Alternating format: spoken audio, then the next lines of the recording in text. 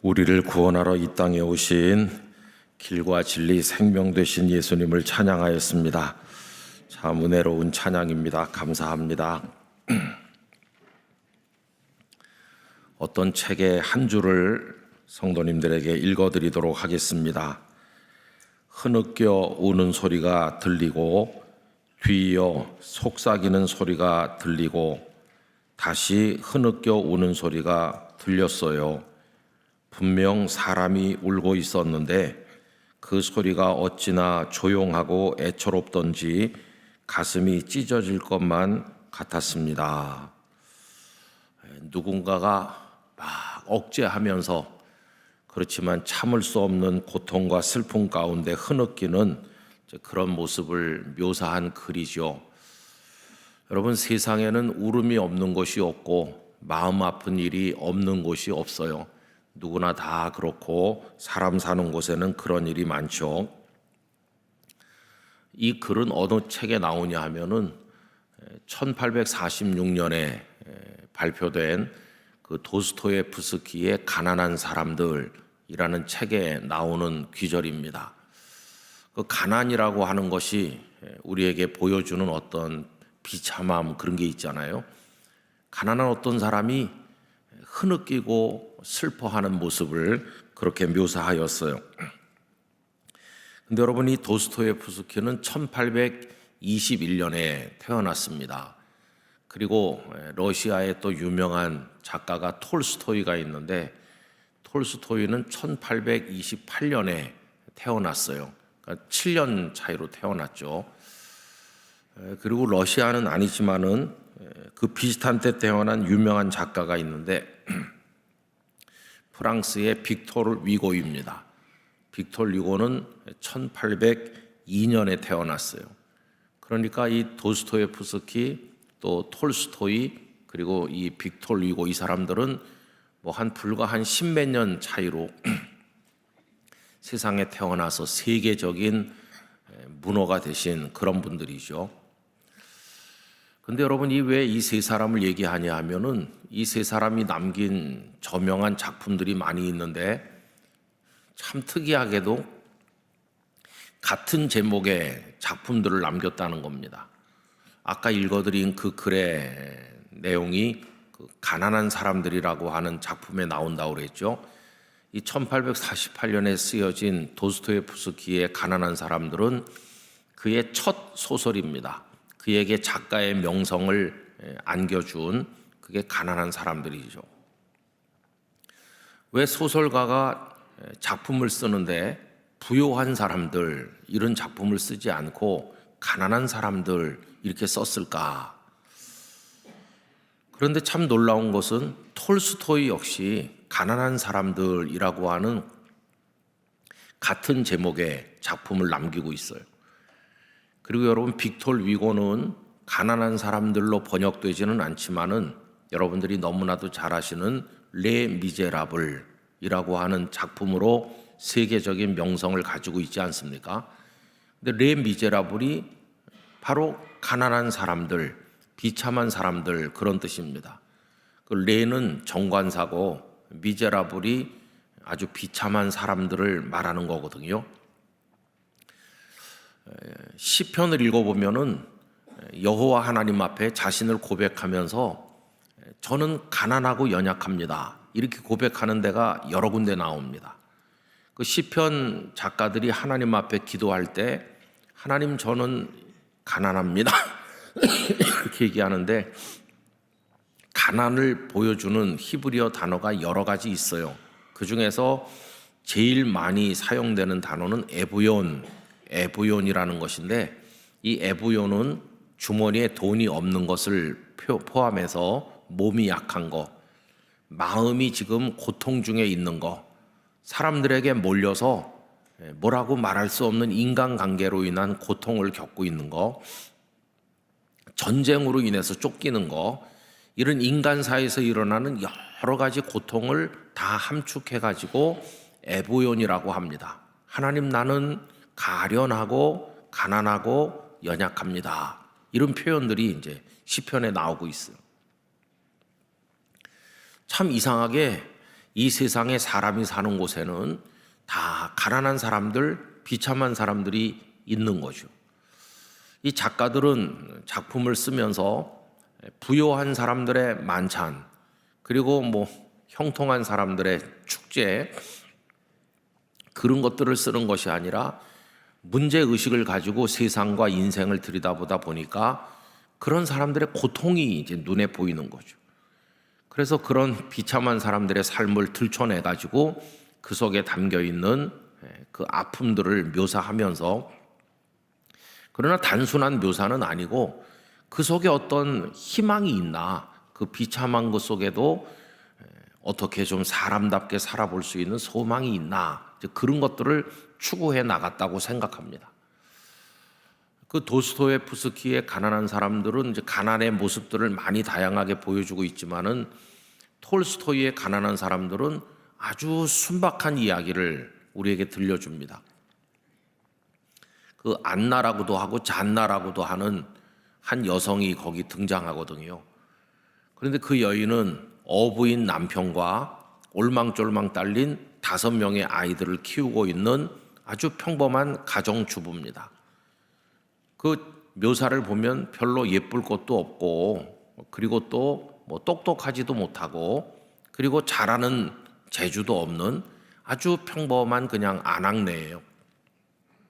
그러면서 성실하게 가루를 반죽해서 빵을 굽고, 그리고 감자를 으깨서 가족들이 먹을 수 있는 음식을 만들고, 남편이 바다에 나가서 물고기를 잡아오면 그것으로 생선국을 끓이는 그냥 그런 평범한 가정주부예요.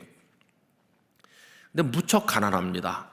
그 집도 다 쓰러지기 직전이고, 담벼락이 금이 가서 겨울이면 살을 애는 바람이 들어와도 집을 수리할 돈도 없고, 비가 오면 비도 새기도 하고, 그런 오두막 같은 집에서 여러 식구가 올망졸망 살고 있죠. 그리고 보면 감자가 떨어질 때도 있고, 때로는 막 굶어야 될 지경에 처하기도 하고, 남편이 기껏 잡아온 게 생선 한 마리밖에 없을 때도 있어서 그 생선 한 마리로 멀건 국을 끓여가지고 그저 배에 요기만 하고 그렇게 가난하게 살아요.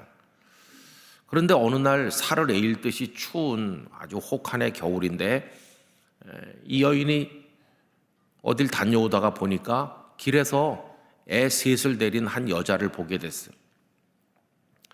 그런데 그 엄마도 그렇고 아이 셋도 제대로 옷을 따뜻하게 입지도 못하고 아주 얇은 옷을 입었는데, 신발도 제대로 신지도 못한 채로 발발 떨고 있는, 그리고 다 갈라 터져가지고 손이랑 입술이랑 금방 쓰러질 것 같은 그런 어머니와 아이 셋을 길에서 만납니다. 마음속에 막 갈등이 일어나요. 이 사람들을 어떻게 하나? 이 사람들을 두고 지나가면 얼어 죽거나 굶어 죽을 텐데, 그러나 우리 집에는 우리 아이들 먹을 빵도 없는데 어떡하지? 이제 그 갈등이 오는 거죠. 그런데 이 안나라고 하는 여성은 아주 순박하고 또 하나님을 믿는 여성으로 그 다음 일은 하나님께 맡기고, 일단은 이 사람들을 따뜻하게 해줘야 되겠다. 자기 집으로 데리고 갑니다. 사연을 듣고 보니까 이제 그 여인은 남편이 세상을 떠났고, 그리고 그 마을에 오게 된 것은 친척이 있다는 것을 알고 수소문해서 친척을 의지하려고 왔는데, 친척의 집을 찾긴 찾았는데 벌써 다른 데로 이사를 가서 그 소식을 알지 못하는 거죠. 그러니 오갈 데 없는 처지로 이제 그렇게 길거리에 있었던 겁니다. 안나는 그 가족들을 불러들여서 따뜻한 물을 끓여서 마시게 하고 몸을 녹이게 하고, 그리고 반죽을 해서 빵을 구워서 먹이고, 감자로 또 요리를 만들어서 먹이고, 그렇게 해요. 문제는 그 다음날 자기 아이들이 먹을 게 없다는 게 문제죠. 그렇게 아주 가난한데 더 가난한 사람들을 품어줍니다. 그렇게 며칠을 이렇게 지나는데, 그러다 보니까 아이들끼리 또 친구가 됐어요. 5명의 아이에다 3명의 아이가 와가지고 아이들 떠드는 소리가 들리고, 가끔씩 티격태격하지만 그게 사랑으로 들리고, 그래서 그 집에 없던 게 생겼다. 그 가난한 안나의 집에 없던 게 생긴 건 뭐냐 하면 사람 사는 온기, 사람답게 행동하고 있다고 하는 자부심, 그런 것들이 생겨났다. 남편은 더 열심히 나가서 물고기를 잡아서 그 얹혀 있는 사람들을 대접하려고 노력을 하고, 이제 그렇게 지나는 동안에 그 여인도 몸을 추스리고 빨래도 돕고 집안 청소도 돕고 이렇게 며칠을 같이 지내다가 이제 그 마을에 어떤 집에서 살림을 도와주면 먹을 거와 잠자리를 해결해 준다. 그래서 이제 그 집으로 옮겨가요. 이 톨스토이의 가난한 사람들이라고 하는 작품은 그냥 무슨 그 구성 자체가 복잡한 것도 없어요. 한 불쌍한 여인과 그 세 아이를 그와 비슷하게 가난한 안나라는 여자가 사랑으로 품어주는, 너무나도 평범해 보이지만은 아주 숭고하고 가슴이 따뜻해지는 그런 이야기를 담고 있어요. 그리고 왜 제목을 가난한 사람들이라고 붙였을까 생각을 이제 해보는 거죠. 아마 그 톨스토이는 가난한 사람들이기 때문에 인생이 끝났다거나 가난한 사람들이기 때문에 아무 희망도 없다고 단정짓기를 거부하고, 가난한 사람들 속에도 생명, 사랑, 소망 이런 것들이 싹트고 있다는 것을 이야기하고 싶었던 것 같아요.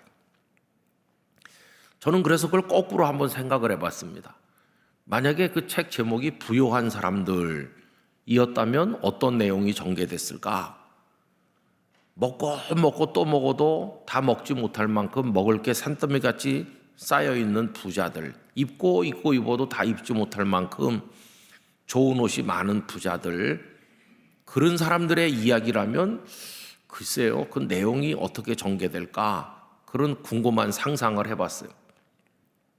가끔 TV 드라마에 아주 대단한 재벌 집안들, 또 그런 사람들이 등장해가지고 거기서 막 암투를 벌이고 더 많은 재산을 얻기 위해서 회사 경영권을 차지하려고 막 이렇게 하는 그런 드라마들이 많잖아요. 부요한 사람들의 이야기는 어떤 내용으로 전개될까?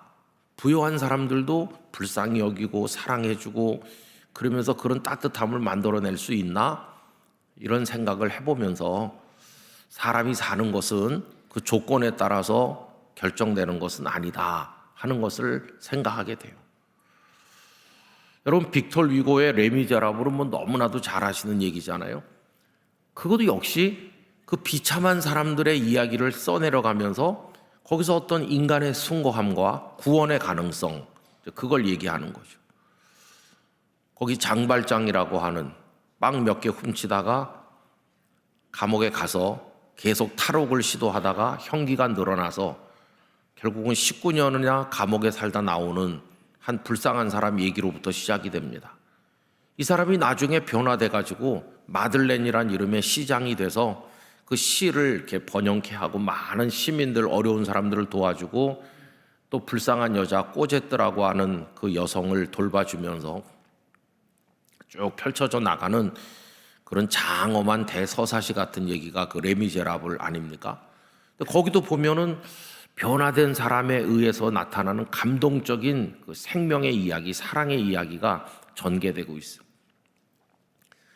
여러분, 제가 이 소설들을 얘기하는 이유는 이 지구촌이 가난한 사람들의 마을이거든요. 이 지금 80억이 살고 있는 이 세상 자체가 다 미저러블한 사람들, 그러니까 비참한 사람들로 가득 차 있어요. 그 사람이 재산이 많고 적고 이런 걸 말하는 게 아니라 인생 그 자체가 미저러블한 겁니다. 비참한 겁니다. 인생 자체가. 죄가 들어와가지고 너는 흙이니 흙으로 돌아가라고 하나님께서 말씀하신 그 순간부터 이 세상은 비참해졌어요. 아무리 신동으로 태어나도, 아무리 헤라클레스 같은 체력을 가지고 태어나도, 아무리 선난 섬녀 같은 미모를 가지고 태어나도, 아무리 지혜롭고 대단해도 다 사람은 흙으로 돌아가요. 흙으로 돌아간다고 하는 그 자체 속에 벌써 비참함이 스며 있는 거예요. 그 마지막 지난번에도 우리가 나눈 오메가 포인트가 와서 그래서 우리 인생이 마지막을 맞이하게 되는 그 순간이 오는데 거기까지 가는 게 무슨 몇 천만 년 걸리는 것도 아니잖아요. 태어나서 거기까지 가는데 불과 뭐 몇십 년이죠. 오래 살아야 100년이고 불과 몇십 년 사는데도 이 태어나는 알파 포인트에서 세상을 떠나는 오메가 포인트까지 가는 그 여정이 참 힘들어요. 거기까지 가는 게 하루가 힘들어요. 정말 보네포 목사님의 그 선한 능력으로라고 우리가 부르는 찬양에 나오는 것처럼 하나님 주시는 선한 능력으로 하루 또 하루를 감사하고 찬양하며 살지 않는다면 거기까지 가는 것 자체가 얼마나 어려운지, 마치 애굽에서 나온 이스라엘 백성들이 가나안에 도착하기까지 그 40년이 정말 힘들었던 것처럼 한 사람 한 사람의 생애도 참 고단하고 힘들다, 그런 생각이 듭니다.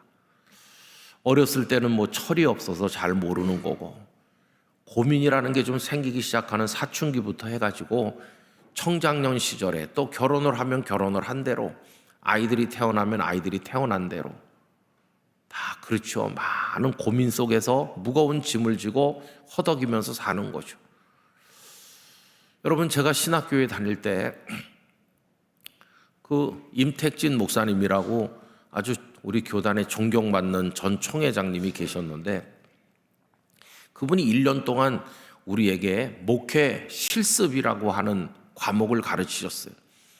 근데 뭐 현장에 데리고 가서 하는 건 아니고 다들 교육 전도사 하고 뭐 그렇게 하고 있는 신대원 학생들을 앞에 놓고 당신이 평생 목회해 오신 경험을 토대로 해가지고 이야기해 주는 거예요. 성도들을 대할 때는 어떤 마음으로 대해야 되는지, 설교 준비는 어떻게 해야 되는지, 자기 관리는 어떻게 해야 되는지, 목회자가 조심해야 될 게 뭐가 있는지, 그런 거 쭉 얘기했어요. 뭐 목회자가 조심해야 될 거, 돈 같은 거 조심해야 된다, 또 이성을 조심해야 된다, 뭐 이런 것부터 시작해가지고 아주 고차원적인 것까지 많은 사례를 들면서 본인이 경험했던 걸 얘기하니까 그 임택진 목사님의 그 목회 강의가 아주 굉장히 매력이 있었습니다. 그리고 그분이 워낙 충실한 목회를 하신 분이기 때문에 그분처럼 균형 잡힌 목회, 정말 딱 안정된 목회를 하신 분이 쉽지 않을 거예요. 근데 그 목사님에게 들은 가르침이 참 많이 있는데 그 중에 지금도 생각나는 게 몇 개 있어요. 그 중에 하나가 이겁니다. 교회 가서 목회를 해보면 뭐 100명 모이는 교회는 100명, 1000명 모이는 교회는 1000명, 다양한 사람들이 많이 모여서 있는데 목회자는 다른 점을 보고 목회하면 안 되고 같은 점을 보고 목회해야 된다, 그 얘기를 자주 하셨어요. 저는 그 말을 뭐 잘 이해 못했어요. 아마 뭐 다른 사람도 처음엔 잘 몰랐겠죠. 근데 여러분, 우리가 사람들이 많이 모여 있는데 이렇게 가면 다른 점을 먼저 보게 됩니다. 그게 우리의 인지상정인 것 같아요. 그래서 우선 사람이 한 10명 모였다 그러면 쭉 이렇게 둘러보고 훤칠하니 잘생긴 사람 눈에 확 들어옵니다. 그죠? 그게 다른 게 보이는 거예요. 다른 거. 그래서 훤칠하니 잘생긴 사람한테 호감이 가요. 그죠? 그러면 그 반대로 훤칠하지도 잘생기지도 못한 그런 사람에게는 눈길이 안 가거나 에이, 저 사람, 이렇게 무시하게 돼요. 이게 참 무서운 거라는 겁니다. 전에도 한번 말씀드렸는데 어느 교회에서 목사님 소개해달라고 그래서 제가 정말 귀한 목사님을 추천했거든요. 이 목사님이 가서 설교도 하시고 다 했어요. 제가 아는 목사님들 중에 그만큼 소위 진국인 목사님이 없어요. 그런데 그 교회가 그 목사님을 싫다고 그러더라고요. 이유가 뭔지 아세요? 키 작다고. 참 너무너무 참 한심한 생각이 들었어요. 키 작다고 싫다고 그랬어요. 키 작으면 받침대 놓으면 되는 거지. 우리 교회도 받침대 여기 몇 개 늘 있거든요. 저도 지금 하나 받쳤습니다. 그래, 그 교회가 잘 됐겠어요?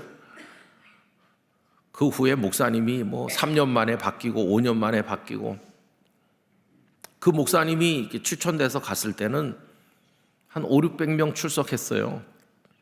지금은 한 100명, 현재는 한 100명이고 최근에도 그 교회 목회했던 목사님이 그 교회를 떠났습니다. 그게 이제 다른 점을 보는 거예요. 우리는 그냥 훤칠하고 잘생긴 사람이 눈에 들어와요. 다르다 하는 거죠. 근데 그 임택진 목사님은 그렇게 목회하면 안 된다는 거예요. 또 가서 이렇게 있어 보면은 성도들 중에는 예전에 공부를 거의 안 하신 할아버지 할머니들도 많습니다. 지금이야 뭐 다 고등학교, 대학교 다 많이 나왔지만은 그 임택진 목사님이 목회하실 때만 해도 옛날이니까 성도들 중에는 글자를 모르시는 분도 있기도 하죠. 뭐 그렇게 오래된 것도 아닌데도 제가 부산에 가서 목회할 때 당신 이름 석자를 쓸 줄 모르는 분이 계셨거든요. 그래서 그 할머니는 동네 사람에게 당신 이름하고 제 이름하고 크게 써달라고 그래갖고 담벼락에 그 방 안에 당신 전화기가 있는 머리맡에다가 딱 붙여놨. 당신 이름과 저의 이름. 그리고는 그 밑에 설명 한 줄이 더 붙어 있어요. 나 죽으면 이리로 전화해라. 이렇게. 제가 이제 그분의 죽음을 책임지는 사람으로 붙어 있는 거죠, 방 안에. 그러니까 교회 가보면은 그러신 분도 계시죠. 글도 모르는 분. 그런가 하면 박사님들도 계시잖아요. 그 다른 점을 보면은 뭐가 보이겠어요? 야, 저분은 공부 많이 하셨대. 그런 게 눈에 들어오잖아요. 그 반대로 하면 저분은 자기 이름도 못 써. 그게 다른 걸 보는 거예요. 그죠? 근데 여러분, 이렇게 여러 가지 면에서 우린 다 다른데 다른 거를 보면서 목회하지 말라는 말이 얼마나 심오한 말인지 몰라요. 다른 거를 보면서 목회를 하면 사람을 차별하기 쉬워요. 이분은 공부도 많이 하셨고, 이분은 능력도 많으시고, 이분은 훤칠하시고, 뭐 이런 거죠. 저 사람은 그 반대다. 그럼 사람 마음이 어느 쪽으로 끌리겠어요? 그 임 목사님은 우리에게 목회를 할 때 목사는 같은 것을 보고 목회해야 된다. 참 그게 진리인 것 같아요. 같은 것을 보면은 어떻게 봐야 될까요? 훤칠하니 뭐 훌륭해 보이는 사람도 하나님 앞에 죄인이다. 여기 연약해 보이는 형제도 하나님 앞에 죄인이다.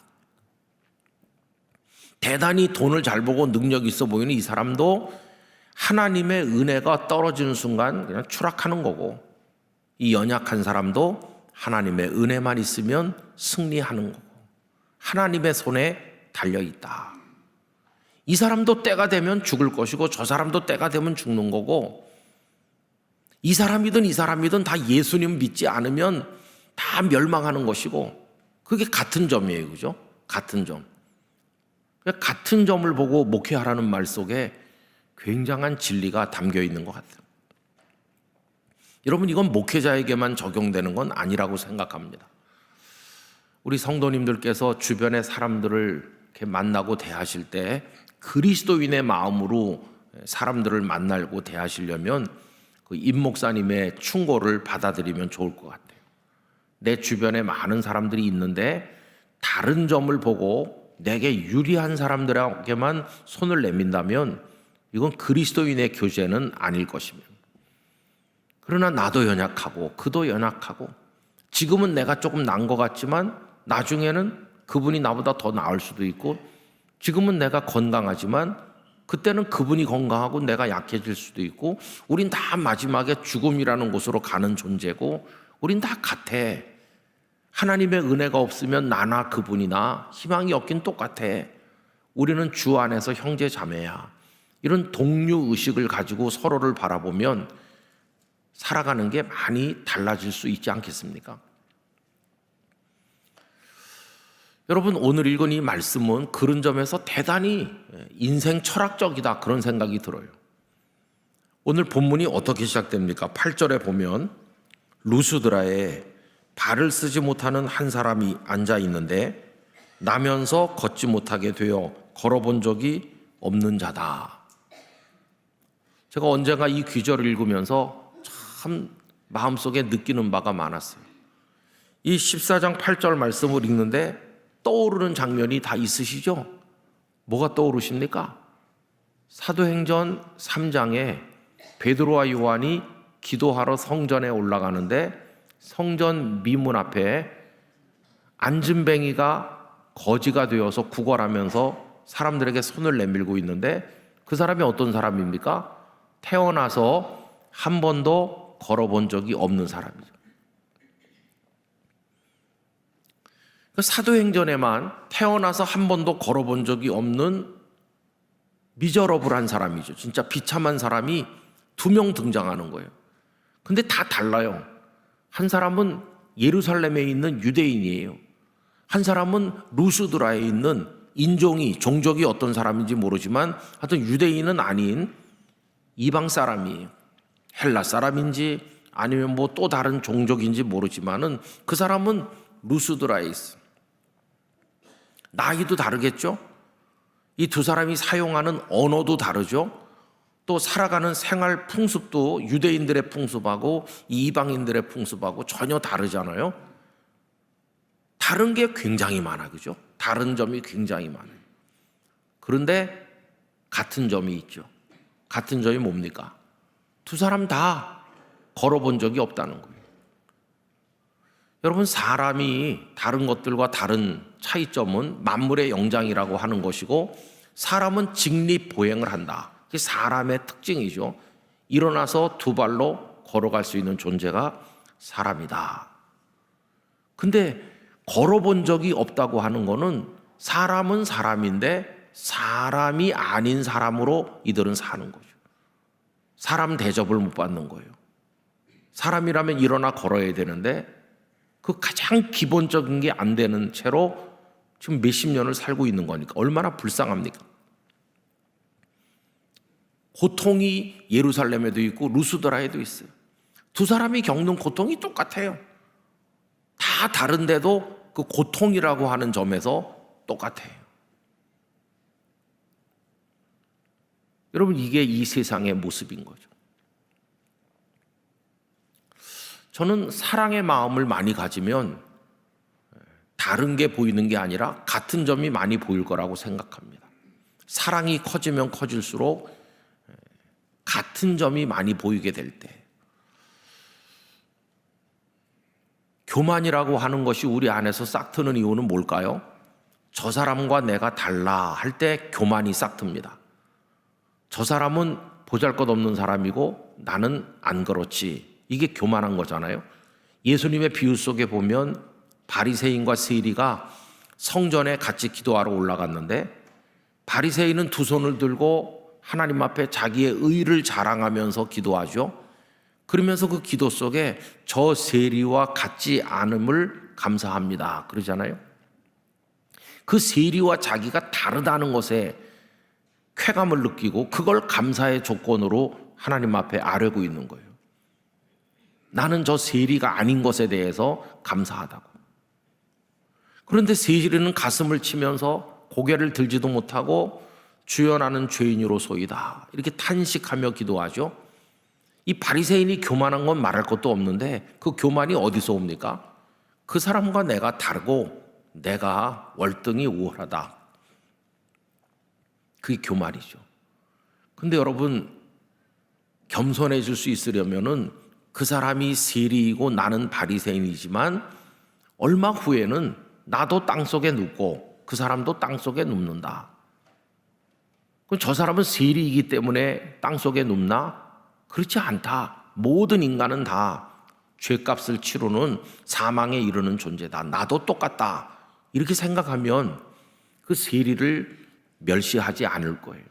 다시 말하면 그 사람 속에 교만이라고 하는 게 사라지지 않겠어요. 지금 우리 대한민국에서 살아가는 삶이 고단한 이유 중에 하나는 그 많은 차이, 서로 다름을 부각시키면서 살려고 하는 치졸한 그런 모습들이 우리를 참 힘들게 합니다. 대학도 서열을 누가 매겼는지 많이 매겼습니다. 저희 대학 입시할 때쯤 몇십 년 전, 뭐 지금도 비슷하겠습니다만은 그때는 예비고사라는 게 있었어요. 지금은 수능이 있는데, 그래가지고 예비고사를 치면 점수가 쫙 이렇게 나옵니다. 몇 점 이상은 어느 대학 무슨 과, 어느 대학 무슨 1점 차이로 막 갈라지는 거예요. 1점 차이로 쫙 이렇게 내려가요. 그래서 그 희열 내지 고통을 다 아시잖아요. 그죠? 성적 받아가지고 그 점수면은 어느 대학 무슨 과에 갈 수 있는지를 갖다 대보면은, 야, 그게 인생의 등급을 결정하는 것처럼 보여져요. 같은 대학 안에서도 커트라인이 높은 학과가 있고 커트라인이 낮은 학과가 있고, 그래서 점수 차이가 몇십 점 나요. 같은 대학 안에서도. 그래가지고 이제 신입생 입학해가지고 학교 다니면 무슨 과 다니냐고 자꾸 물어봐. 아이, 그거 왜 또 자꾸 물어보나. 그래서 좀 커트라인이 낮은 학과에 다닌다고 그러면 에이, 그냥 이렇게 생각하는 것 같아요. 참 그런 게 치졸한 우리 세상의 모습이죠. 근데 여러분, 왜 예수님이 좋습니까? 예수님께서는 그렇게 우리를 대하지 않으시거든요. 왜 예수님이 좋습니까? 예수님은 하늘에 앉으셔서 우리를 멸시하시는 분이 아니시고 우리가 있는 곳에 오셔서 우리와 같이 되어주신 분이시잖아요. 우리와 같이 되셨어요. 우리 눈높이에, 우리가 고통하는 그 자리 바로 옆에 오셔서 눈물을 닦아주시고, 우리가 겪는 죽음을 주님이 경험하시고, 우리가 땅속에 무덤에 들어가는데 주님도 무덤에 들어가시고, 우리의 고통을 다 채울하셔서 경험하신 분이세요. 그래서 그분은 높은 데서 내려다보며 우리에게 명령하거나 하대하거나 멸시하는 분이 아니시고, 우리를 끌어안아 주시면서 우리의 모든 고난에 동참해 주시는 그런 예수님이시죠.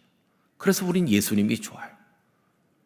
예수님의 복음 앞에는 그런 차별이 존재하지 않아요.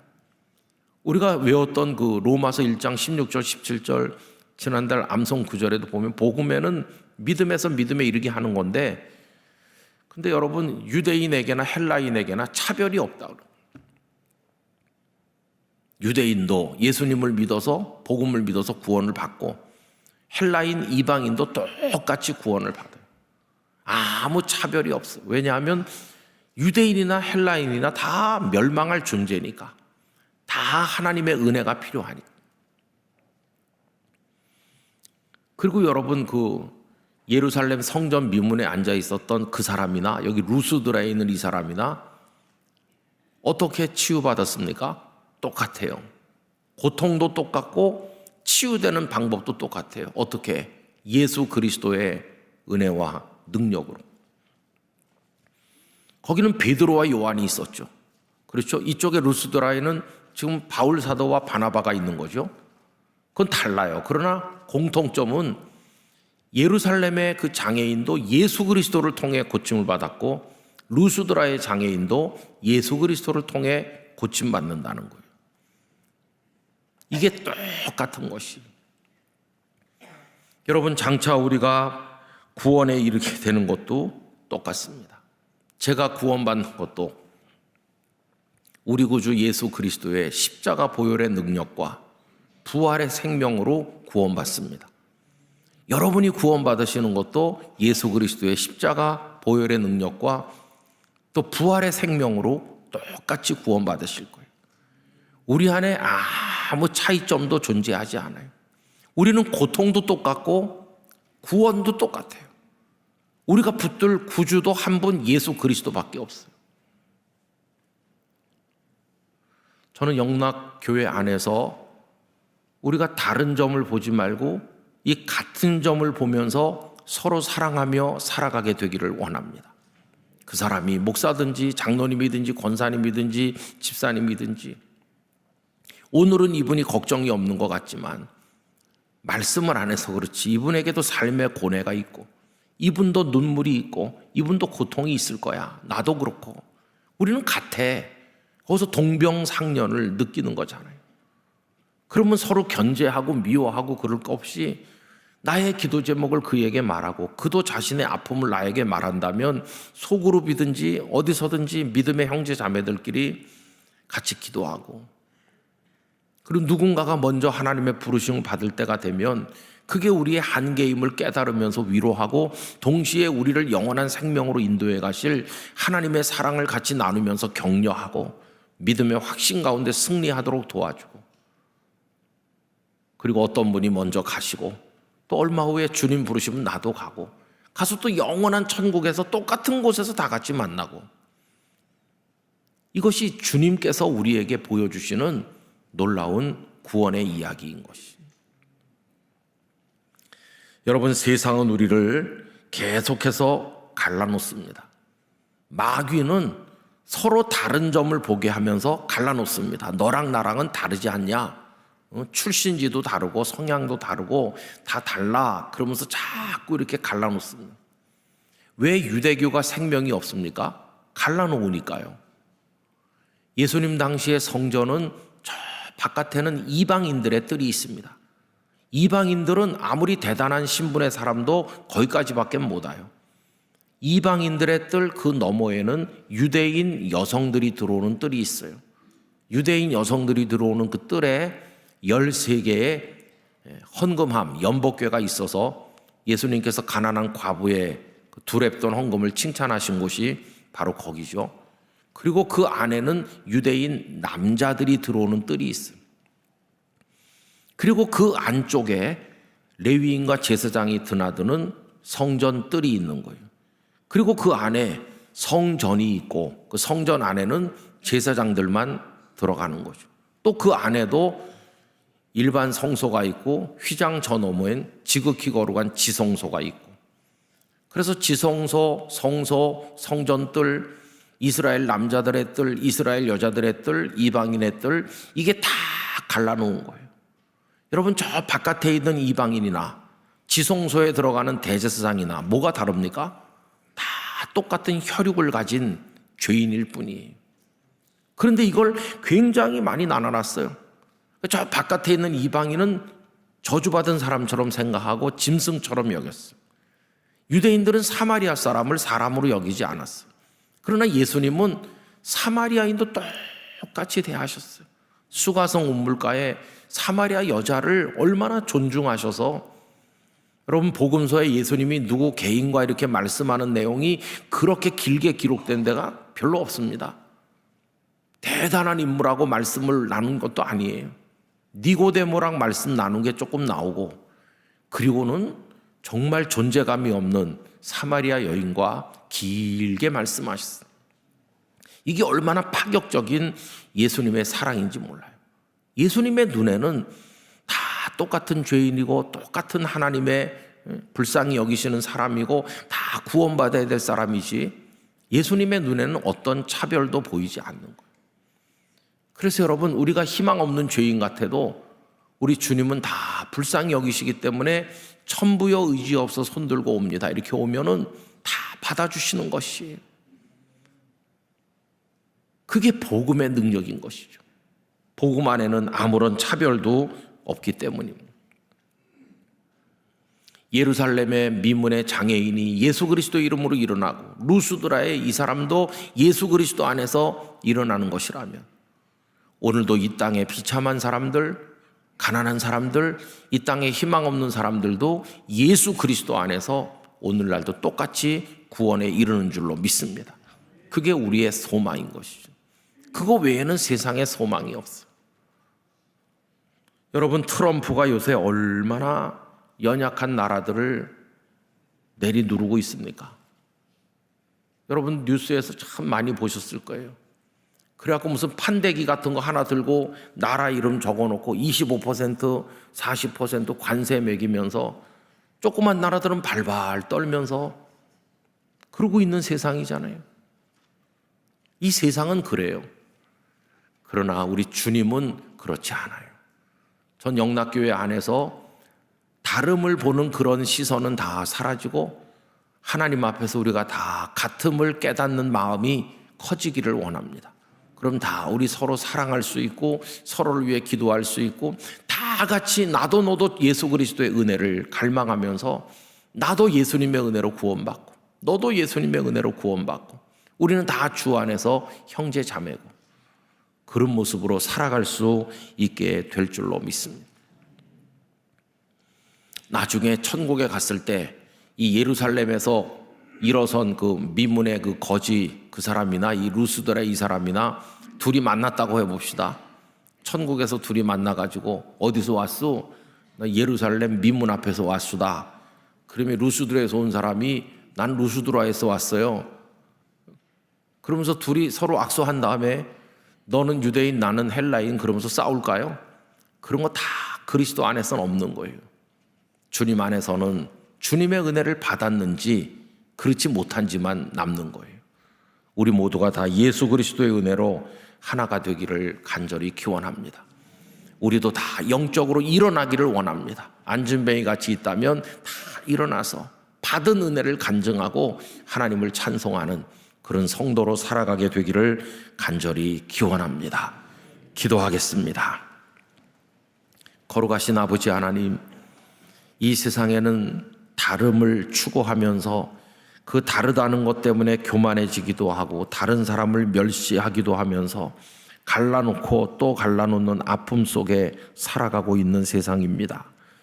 그러나 예수 그리스도 안에서는 모두가 다 죄인이고 모두가 다 희망이 없기는 마찬가지이며 또 예수님의 사랑 안에서 모두가 다 구원을 받고 하나님의 자녀가 되는 공통점이 있음을 저희들이 깨닫습니다.